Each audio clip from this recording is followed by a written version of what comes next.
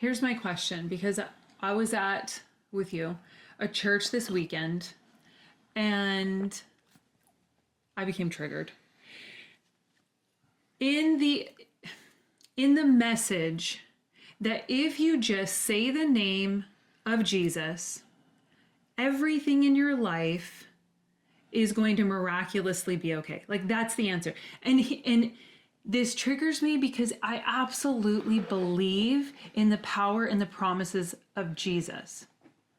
But when someone from a stage is telling me that the end all be all is proclaiming the name of Jesus over your life, and then, well, here's the actual story of what happened. A pastor tells me at 19 years old, he did a sozo, discovered where Jesus was in the room, and now he's my age. I'm almost 50, and looking at him, I think we're probably around the same age. And he's just like, his life, he's good. Like, he's never really struggled since then. This triggers me deeply because either A, I'm just don't live in enough faith, or B, that's not true.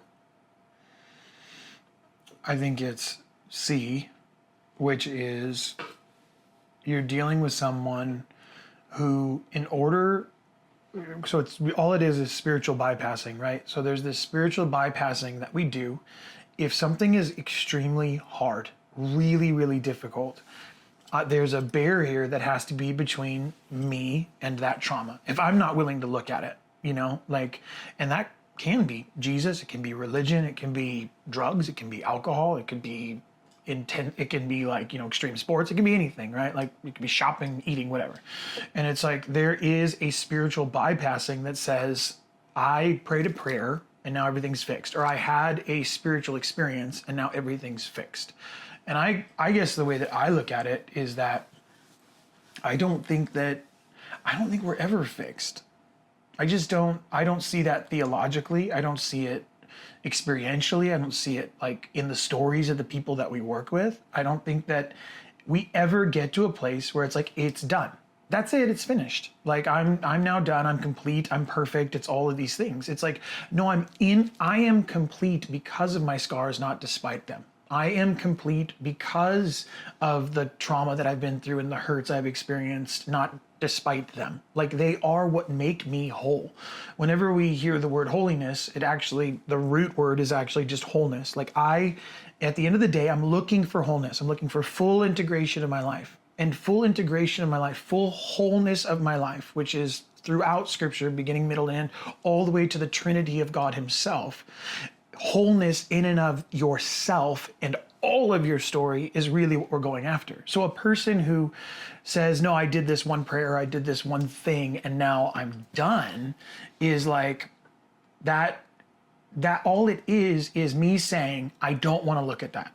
It's another way of saying I just don't want to look at that. That is the very definition of spiritual bypassing. Here's what's the most dangerous about it. And I think the part that triggers us is probably the more dangerous part. The triggering part isn't you don't want to look at your stuff. That just sucks. That sucks for you, and honestly, that's a bummer. The real triggering part is you're on a platform telling people this, and that goes from spiritual bypassing to spiritual manipulation.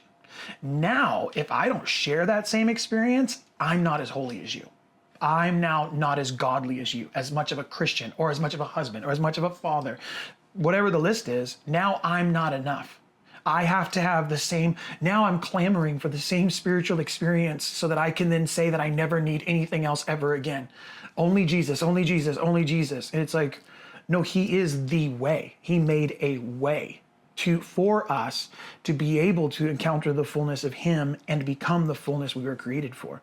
That is a process that requires everything in His creation, not just this one little part that makes you feel better so that you don't have to look at the rest of your pain. Well, and I think the other part that feels upsetting or unsettling to me is it gives me no room.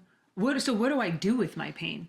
Because I've had pain in my life, and here's the most confusing part about it is I've been in extremely painful situations in my life. And yes, I have gone to the worship meeting and I've done the prayer, and I have had these moments of clarity and these moments where I felt like, oh, I see it. Yeah. Okay, I get it. And it does give me like, okay, I can go the next week. I can maybe go 5 days or whatever it is, or sometimes it's just an hour. But then what do you do when you're outside of that glory, holy moment and you actually have to live your real life with real pain? All of a sudden in there, I'm now feeling like, oh, this pain is actually my fault because I just am not good enough. God doesn't see me enough. I don't have enough faith. And then that whole verse, that just immediately fell out of my head about I feel heart sick, right? Yeah. Because it's Hope like deferred makes your heart sick. Thank Yeah. you. Yeah, and I've experienced that so much. I think that at this point, when I hear that message, immediately in my body, it's like, oh yeah, do not allow yourself to feel pain. Because there is no avenue of help for you, because this whole slap Jesus sticker on it is not going to work. Well, I think I've been saying it like this, which is there's a massive difference between, like, women are primarily emotional, and where men, I'm going to use the word, are more devotional, in the sense that women's primary encounter is emotion, where a man is more action driven. So he wants to know what to do. And I think what happens is when you have an entire spiritual environment of, did it feel good? Wow, I left that meeting, I felt so good. Feelings can only last so long. That's why feelings can't sustain a marriage. They can't sustain any relationship, any deep intimacy, any deep connection. You can't sustain it through emotion, because then it's just another form of addiction. I am going from meeting to meeting, emotional high to emotional high. You can call it a spiritual high, and maybe there is an aspect that's totally real, and I totally believe that, because I've seen it, and I have seen like real transformation happen in spaces like that. But it's not because of the emotion, it's the action and the response and the lifestyle changes that are made beyond the meeting from that initial emotional experience. And that's the difference. When we promote the emotional experience as because if it's just an emotional experience, then cool, it is just Jesus. It's like, oh, we're going to sing that, we're going to declare it, it's going to feel good for that moment. But the deep root system that Jesus is offering us is a lifestyle choice. Like, it's a change of lifestyle. That's why he says, like, that we are to renew our minds. Because the reason that we need the mind of Christ and a renewed mind is because our behaviors are they are a direct response to what we believe. So when I am not able to change my belief state, but I change my emotional state, I think then I can do things differently. But it doesn't sustain, because the emotion doesn't follow me out of the room. Like, that emotional high I had during the preaching, or that emotional high I had during the worship set, that doesn't go with me everywhere. I'm not like, and most people try to do that. They're putting on their headphones, they're trying to like run around with worship music on everywhere they go, and they're trying to pray every 5 minutes, hoping they can keep that high. But that's like what addicts do. You know what I mean? Like, they're like, I need that emotional high. I need to feel God again. If I don't feel him, then he's not near me. And then if he's not near me, then I'm not good. And then if I'm not good, I'm not enough. And then my whole life falls apart. And then I just fall into sin. And it's like, no, when I have the emotional response to worship is an invitation to the renewing of the mind, the changing of your beliefs and thought patterns, so that I can leave that room and transform the way that I live. But most people aren't being invited into that. They're just being invited to the next theological point, which makes them feel good. So they're looking for sound bites. They're looking for, Twitter, X, like little chunks. They're looking for that nice little 30-second high on social media. And when they can't get that, then they're left devoid of any inspiration to continue, or motivation to continue to move forward. Like, you have to move forward despite the way that it feels right now. Like, and that wasn't what Christ was. Christ at no point was offering us a spiritual high. Like, he was not like, oh, you know what? He came and died so that you could feel good about your life. It's like, no, he came and died so that you could then take that up as your mantle, as your calling, to come and die. But slapping just Jesus on it allows a barrier to where I don't have to do that. No cost to me. No cost at all. I can just slap, hey, only Jesus, only scripture, only doctrine, only whatever. Now I'm completely disassociated from my pain and the process. That's it, the pain. And I think that's where the whole thing falls apart, is over the question of pain and suffering. Because if I am living in a church world, I want to say, if I'm living in a church world that tells me I am not supposed to ever suffer, that I'm not supposed to be in pain. In fact, pain is of the devil. Suffering is. Well, but here's what's interesting is I don't think anyone would get up there and say that specifically. What they're doing is implying that by giving you the emotional high.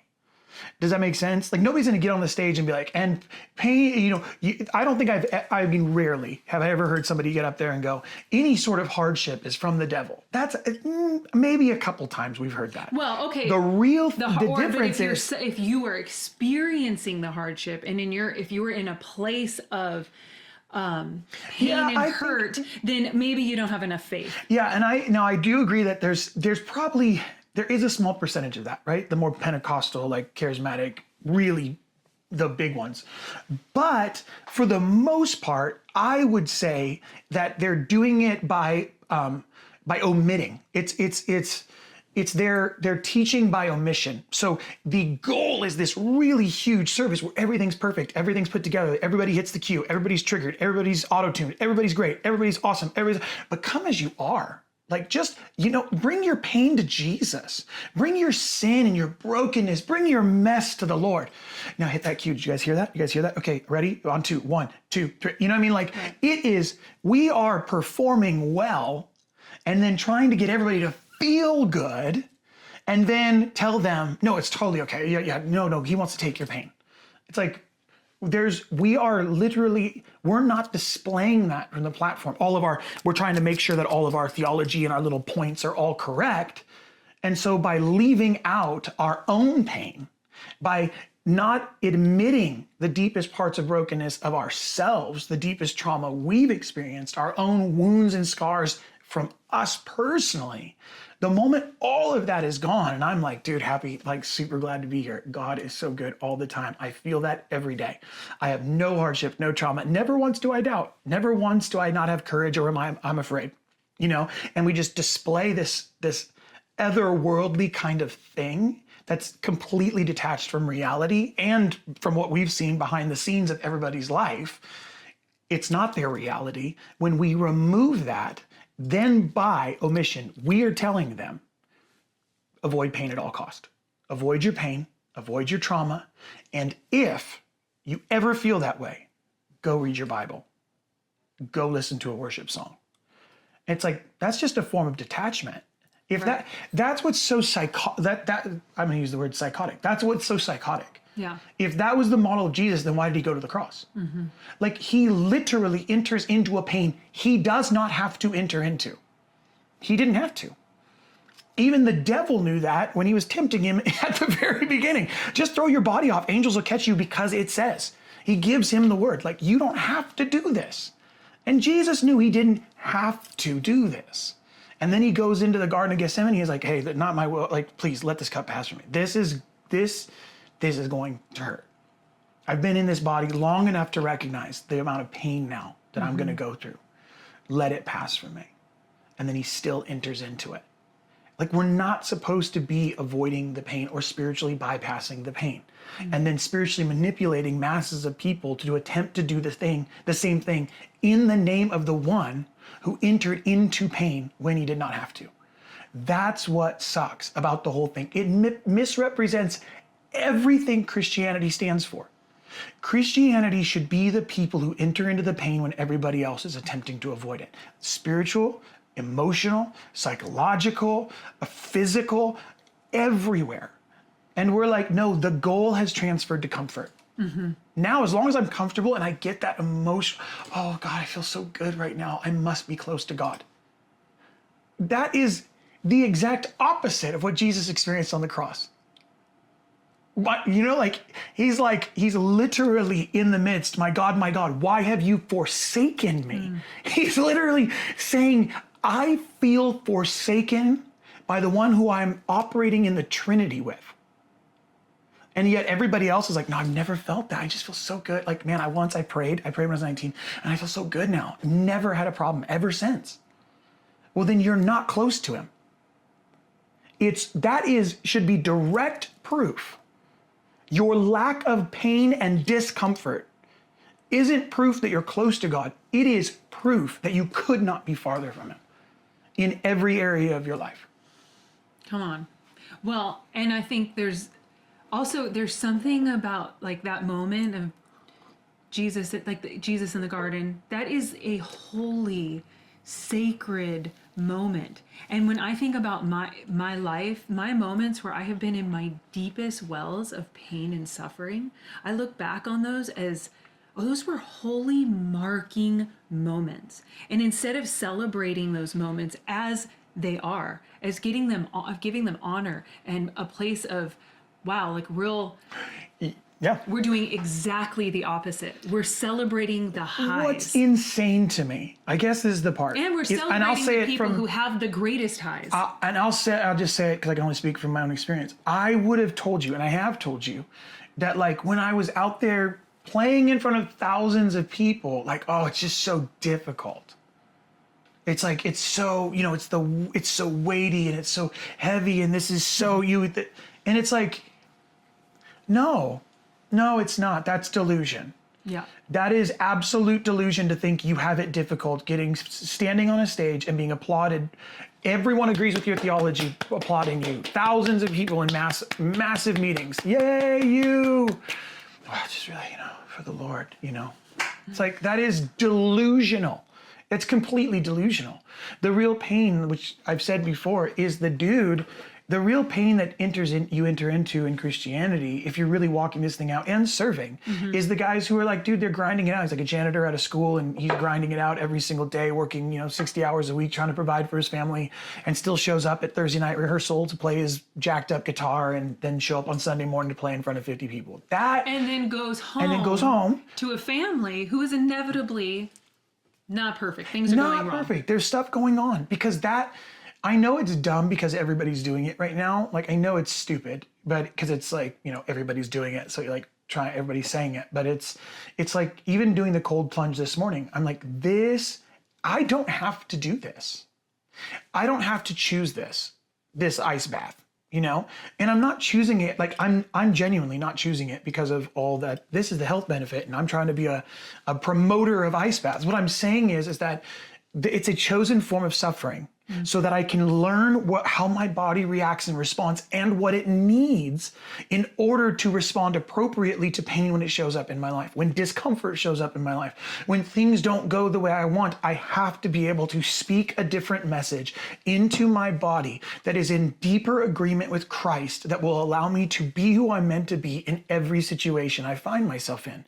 But in order to do it well when suffering inevitably arrives, I have to choose it in small ways when I don't have to. That to me is the model of Christ. That to me is chosen.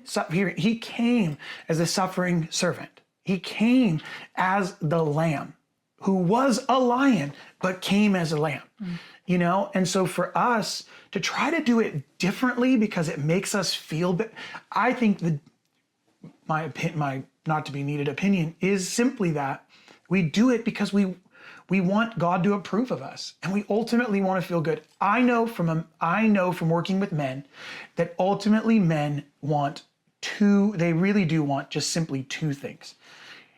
Two lies they believe. I'll put it this way, let's give it in the opposite. The two things I've met that every man has is they do not believe they're ultimately good, and they do not believe they're enough.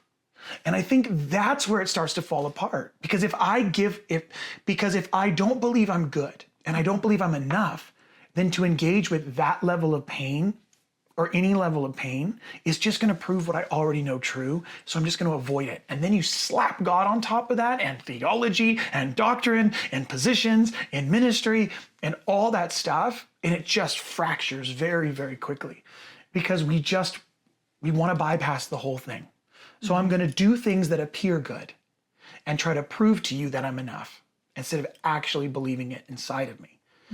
And when we do that, we start saying things like, I had a sozo when I was 20, I don't need anything else. Or, oh, it's only Jesus, it's only scripture, it's only these things. I believe in the authority of the Bible. I believe in the lordship of Jesus Christ as the Messiah, as the one who was begotten, who was and is to come. I believe all these things, Nicene Creed, stuff in my life. I believe that. But at the end of the day, like, I have to honestly engage with it, or else is it even real? You know, like, is his model right or not? Yeah. So part of this conversation that we're having came from our weekend that we did have, that we experienced, and which everybody shall remain nameless. But we did have an experience very recently where we were asked to speak at a church to both men and women. Married, it was a married event. And after that event, you were going to speak at the church on Sunday. And after that night, they came back to us and they said, hey, the board has questions about how many times you used Jesus in your sermon, which apparently wasn't enough, and how many times you referenced Bible verses, which apparently we didn't do enough. Yeah, I think even, I want you to ask the question, but I'm more for clarification. I think that there's a degree to which it's, again, we're going back to it's only scripture, it's only Jesus, it's only, and we really don't know what that means. And I don't think but I think what this situation exposes is that we internally, each little community and each little pastor, preacher, board, elders, the whole deal, they know what they mean by it. Right. And if you're not in alignment with what they mean by that, even if you believe the exact same thing, you can have the exact same dialogue. If you don't display it the same way, discuss it the same way, or portray it in the same way, you're going to be cut out of relationship or opportunity or the ability to share your perspective. So what were you going to say about it? Sorry.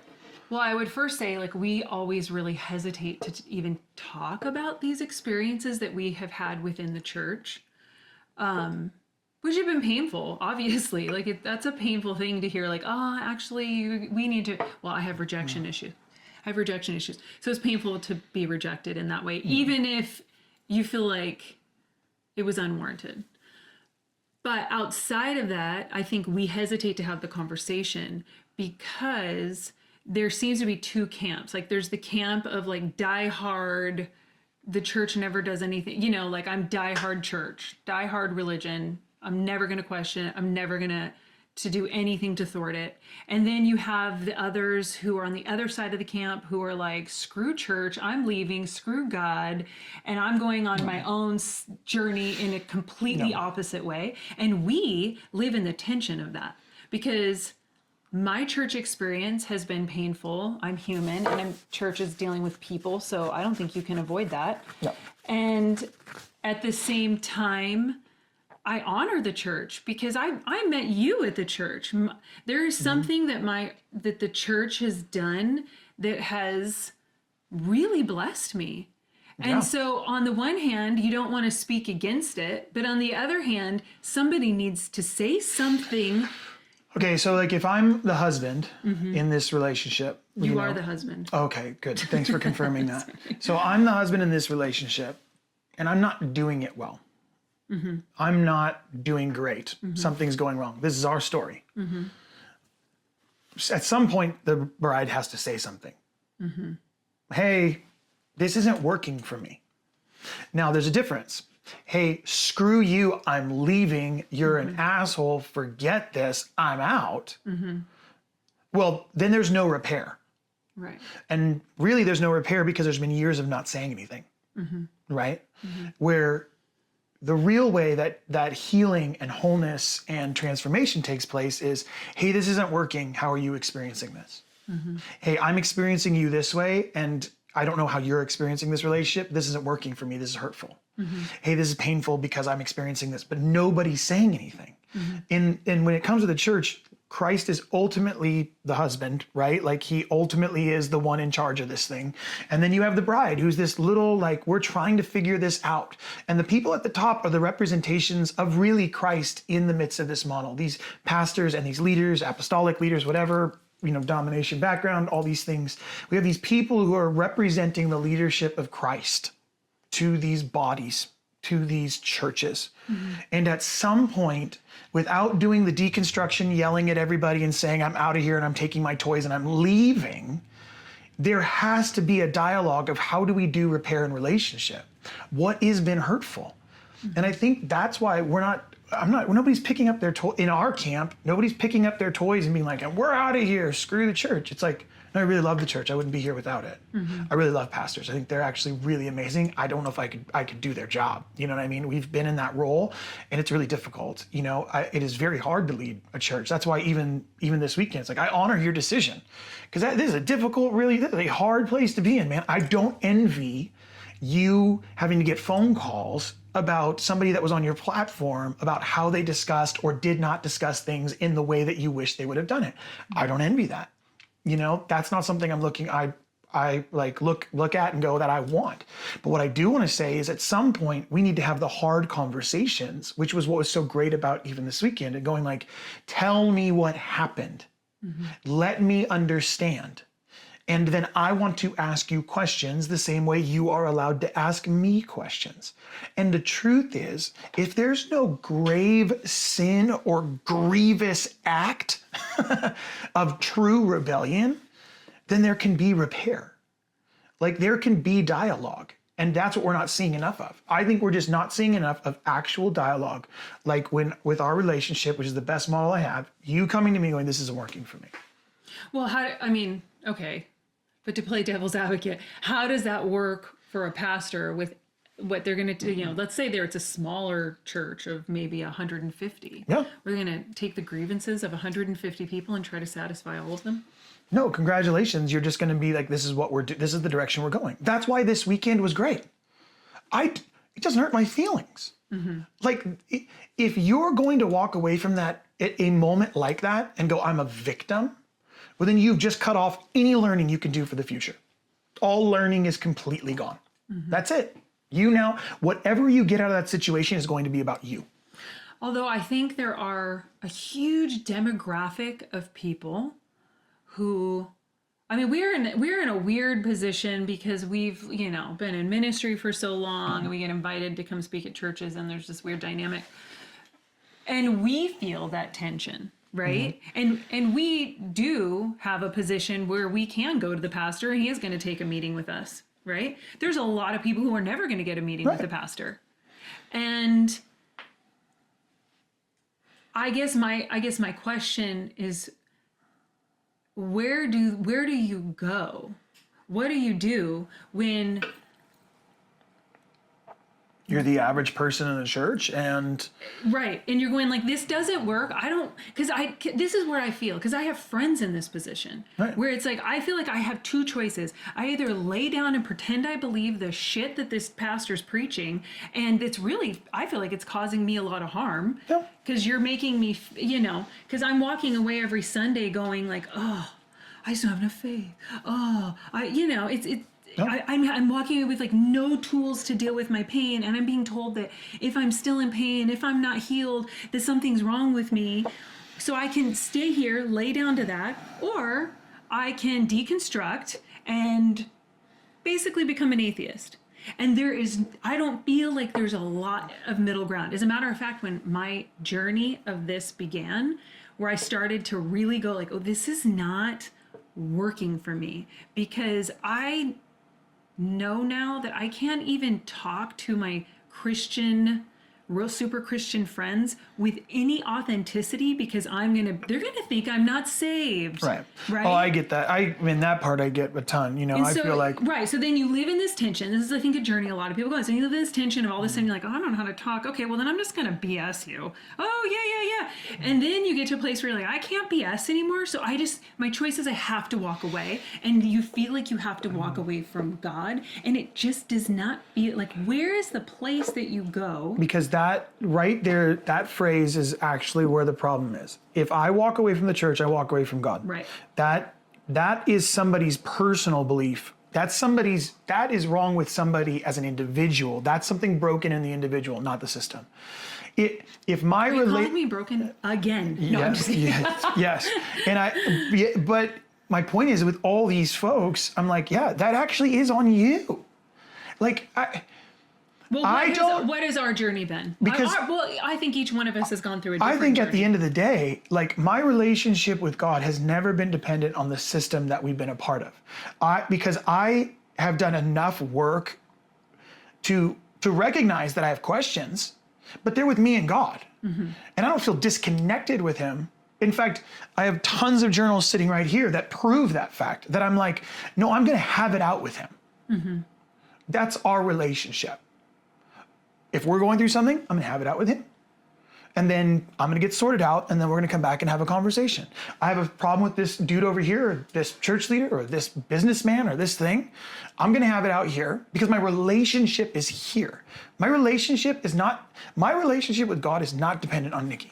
It's not dependent on the church leader. It's not dependent on the pastor. And that has, to me, that's the greater tragedy of these stories, is that a person leaves the church and then thinks they've left God.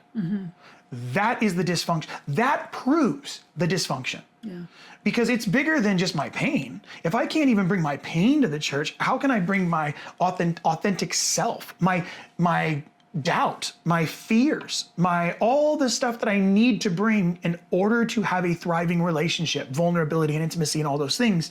If I can't even just say, hey, I don't agree with that song, or I don't like this verse, or I don't get what that, you said this and this is weird.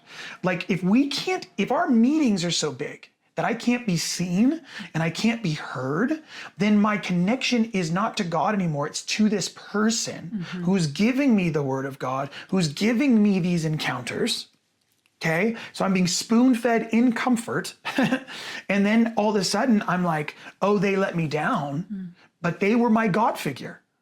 I have to deal with the fact that I'm worshiping a pastor, not the fact that I don't know how to worship God.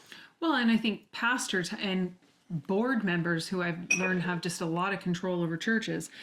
Also, if you are in that position, there should be an understanding of, if I'm creating a space where if you do not believe and think that everything I say and how I want to run this church is perfectly biblical, solid, and true, Well, yeah. then you somehow don't have a place here. And if you leave, well, then all of a sudden you're unsaved. Like, I'm giving you no choices here. Well, it's really twofold, right? So like at one point, it's like if I'm struggling. Okay, let me say it this way. With this weekend, like with what we just experienced, the better thing to do,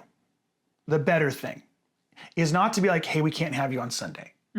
The better thing is, I have to talk to you on Sunday. We need to do this in front of the church.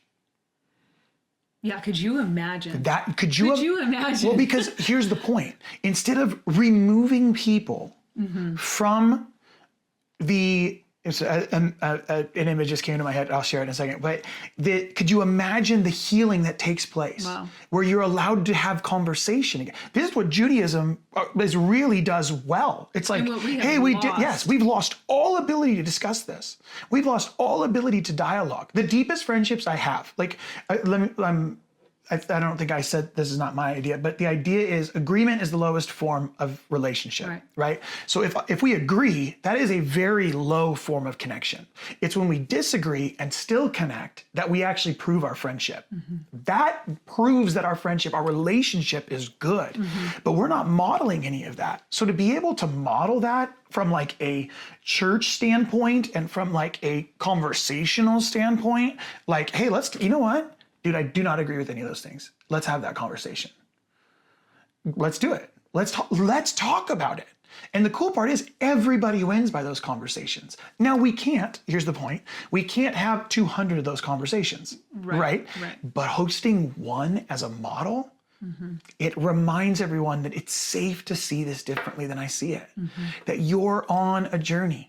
That you're on a growth path and you're going to hit some blocks along the way. You're going to stub your toe along the way. I'm going to piss you off along the way. Like, you're not going to agree with me. That's okay. The goal isn't to agree here. The goal is to come together as a community to focus our eyes on Christ. That's all that matters. Well, and to hopefully ask questions and be able to get my questions answers, because I think even like, here we're doing this and we have camera and a microphone on us, but we do this all the time. And we've done this for the last 24 Well, we do it with years. all our friends. Right. My friends don't agree with me. Right.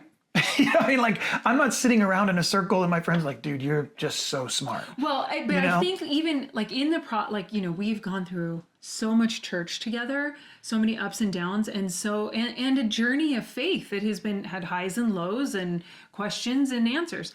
But being able to talk about, like, being able to come to you and be like, oh, I'm not sure about church right now. Ooh, actually, I've been in places in my life with, our daughter and our kids with just really dark places when you have a child with special needs and you get diagnoses.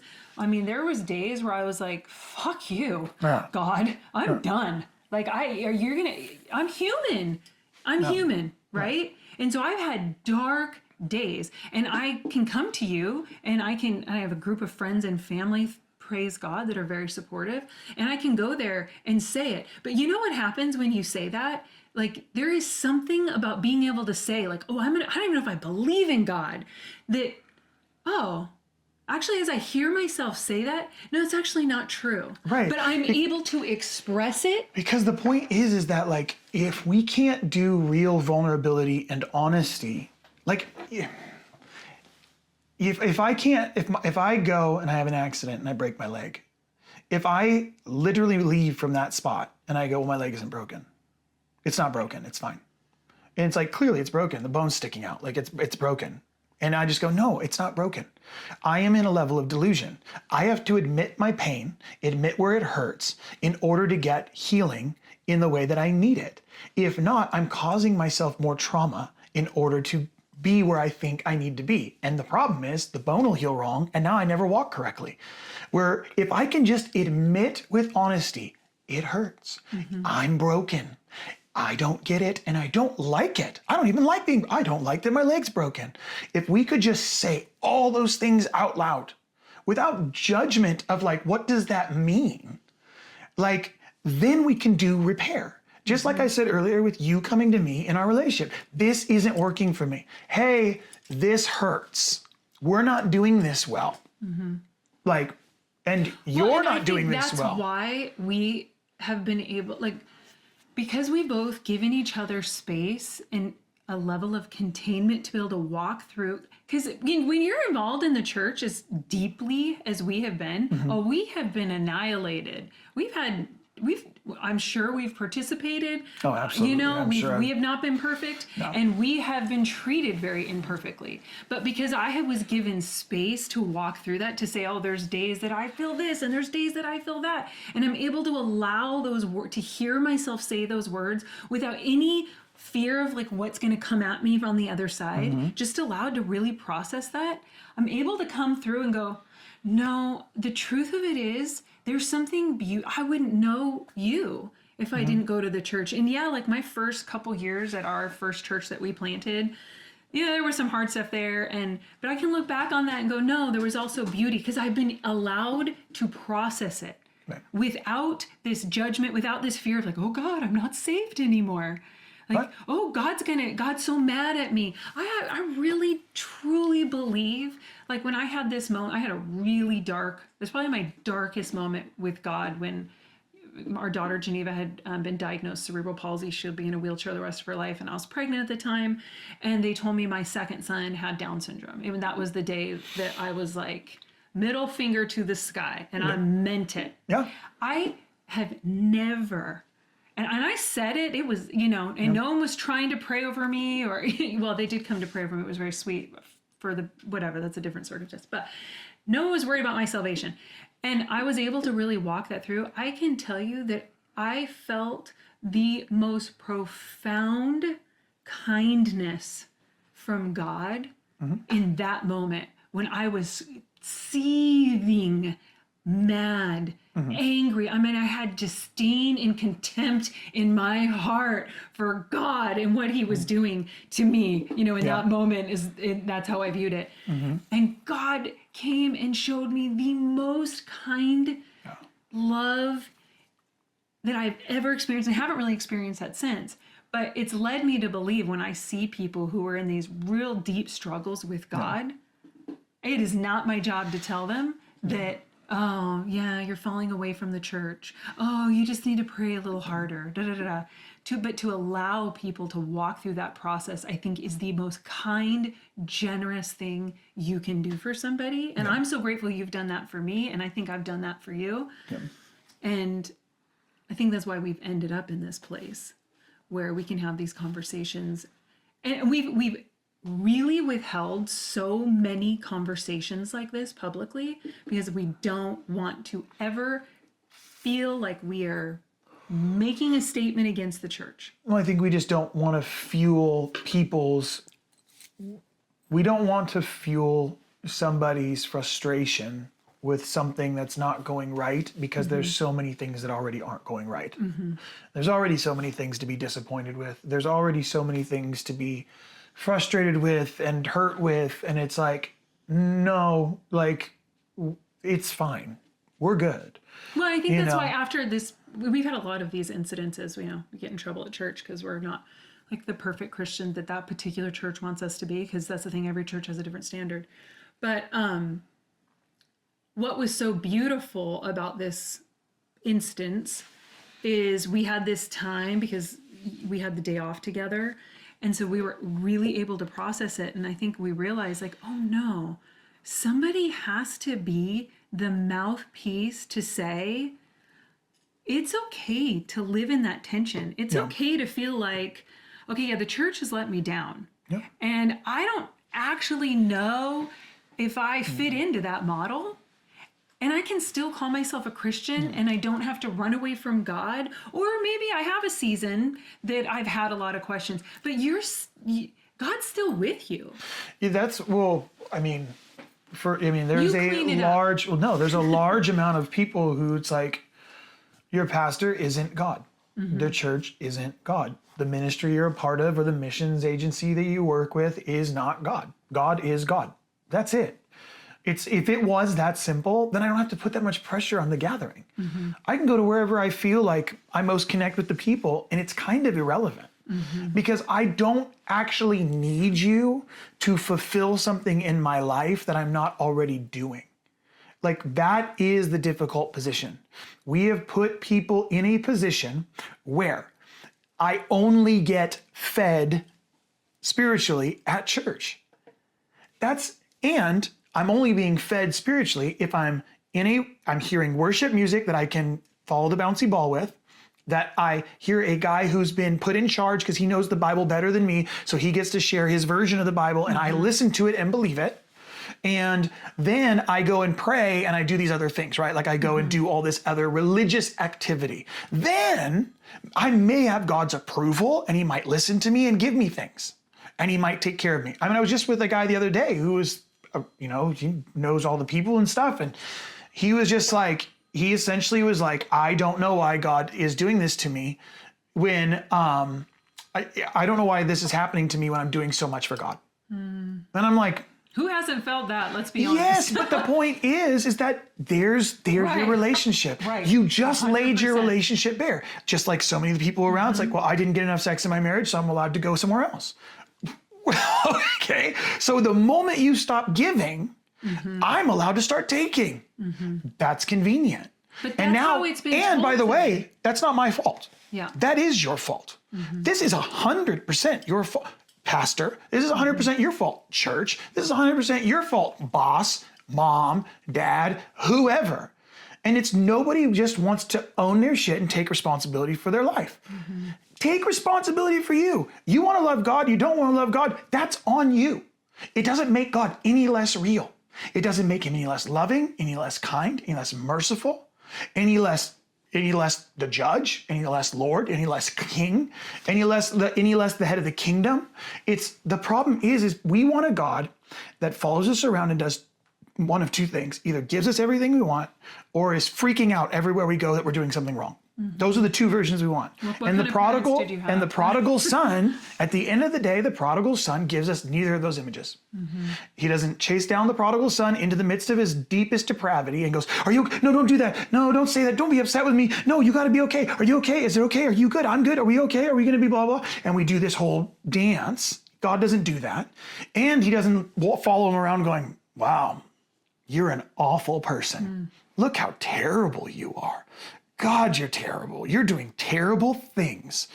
He's literally in that image. He is sitting on a porch waiting for your return. That's it. He built a house so lovely, so full of love and mercy, that regardless of how far you run, there's still room in his arms for you. And he doesn't, I love this, because then when we see it in the prodigal son story, all he does is put a ring on his finger, a robe on his shoulders, sandals on his feet. Like, I want to remind him he's royalty, I want to remind him he's covered, and I want to remind him that he's pure. Like, he's good. This is my kid. And I just think we don't know that. So we tried to prove that in church or get that approval in church. And when we didn't get the approval, we ran around the world and told everybody how bad the church is and how bad God is. When it's just not, it's not an accurate assessment. It's just a poor model. And It's a poor model that's really set its leadership up to fail. the hard part is we're seeing that. So it's not even like, you know, It's okay, and then it's not even like a really brilliant thing to say, because it's like, well, yeah, it proves itself true. it's setting its leadership up to fail, which we are seeing in mass, the failures and the falling of the leadership of the church in a way that in my, nearly 50 years I've never seen. No. But it's also creating a ton of people who were sitting in those churches now going, whoa, I've never been allowed to A, not show up on Sunday, and B, have questions or question anything. Right. And so now I'm left high and dry. So does this mean does this mean I just walk away from the church and now I'm amongst the people, the deconstructionists? Or does this mean I just have to keep going? And so I think that is the space that needs to be created. What do you do in that place? Yeah. Do you have people around you who can handle your questions and handle your process? Yeah, that at the end of the day, that's just Reformation. That's all it is. That is the spirit of Reformation. It's where, when, whether you're, Jan Hus, who's like, hey, this isn't working. And the Hussites go door to door, or the Lollards actually with Wycliffe went door to door. And you have people who just speak up and go like, hey, this isn't working. Martin Luther's entire charge at the very beginning was just 95 statements nailed to a door, which was the way that you held grievances, right? Like, hey, I'm letting you know I've got a problem. And again, it could have been easily taken care of with a conversation. Hey, you know what? We've had some concerns too. Let's talk about this. And let's talk about it publicly. Like, let's discuss talk about it in a way where there's nothing off the table. Well, the hard part is it's not even nothing off the table, because I don't think like this concept, there are places where they're having some of these conversations. I've seen some podcasts and some stuff where there's some good discourse. But the problem is it's not really discourse and it's not really dialogue, it's debate. And one person wants to be right, because ultimately whoever's right is going to hold the power and the position and the platforms. What if we didn't care about those? What if winning wasn't the goal, which ultimately obviously was not the goal of Christ, if it was like by our standards? Like winning by our standards, and an earthly standard, a cultural standard, is completely different than winning by heaven's standard. It just looks completely different. But if the debate is to get us to choose who's right so that I know where to give my money and where to go on Sundays, you're never going to end up with a right. You're never going to end up with something that can be genuinely and authentically expressed throughout the ages by every person despite their class. You're just not. You're going to end up with people who benefit from it, profit from it, position from it, all of these things. And that ultimately leads to a great degree of lack of integrity, but it's going to lead to a ton of men and women who are going to try to perform well just to keep their positions. Yeah. So I have to go check on our daughter. Yeah. But We don't have to close it. We'll just leave it. Well, I think to close it Oh, go ahead. is to say, I do think that part of this, there is a discussion of, because I do think there's a reformation coming. I do think business as usual isn't working. So how does that look? And what is the role of both men and women in this new season, in this transformation, I think at the end of the day, men just they have to get their footing again in faith. They have to. They've been told, be in your Bible every day, pray every day. All those things are great. I read my Bible every day. I do pray every day, take communion every morning. I think those things are great. But then the model is like, and if you better pray with your wife every day and you better have a Bible study with your kids. And I'm like, I don't know if it looks like that for every single family. in every single season either. That's right. And what I do think, though, is that men need to be men and women need to be women. We need men and women, husbands and wives, mothers and fathers. That's what we need. Ultimately, that's what we need. Yeah. So it's like, if I feel like, forget the rest of it, like right now, like how do we express this in a corporate setting and build community and all these things? I'm like, dude, if we could just get a man to be a man and a woman to be a woman, and then have husbands love their wives and wives love their husbands, and then them choosing their kids, then them like choosing to do family and build family within their own home, the rest of the expression starts to flush out. Mm-hmm. But because we don't even we're like way down here. We're like, yeah, what does the church look like in the next season? It's like, how about like we just get our families right? That's right. Like, what does it mean to be a man and what does it mean to be a woman? By God's standards, in the midst of culture, in my home, in my relationships, what does it mean to be a man? What does it mean to be a woman? What does it mean to be these things? And I feel like that God is smart enough to put the first things first, like he did in the garden, man and woman, and goes, the rest of it flushes out from there. If we can get back to those basics.